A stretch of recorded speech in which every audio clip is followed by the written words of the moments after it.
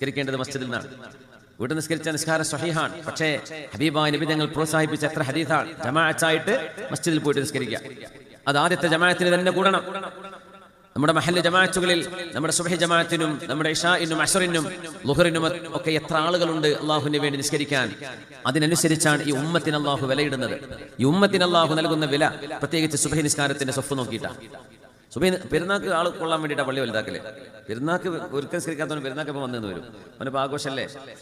പക്ഷേ സുബ്ഹി നിസ്കാരത്തിന് ഡെയിലി ആ നാട്ടിൽ മഹല്ലിൽ ഹാജറായ ആളുകൾ എത്ര പേര് വരുന്നുണ്ട്? ഇതൊരു വിഷയമാണ്. എത്ര കൂലിയാണെന്നല്ലേ.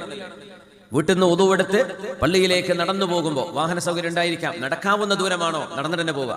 എത്രയൊക്കെ ഉപകാരം. രാവിലത്തെ ഫ്രഷ് എയർ, ഏറ്റവും കൂടുതൽ നല്ല വൃത്തിയുള്ള ഓക്സിജൻ കിട്ടുന്ന സമയമാണ് ഒന്ന്. കാരണം അധികം മലിനീകരണങ്ങളൊന്നും ഉണ്ടാവില്ല, ഒച്ചപ്പാടില്ല, ബഹളമില്ല. പിന്നെ ഭൂമിയുടെ ടെമ്പറേച്ചർ വളരെ മനോഹരമായിരിക്കും, ചൂടൊന്നും ആയിട്ടില്ല. സൂര്യൻ ഉദിച്ചു വരുന്ന നേരം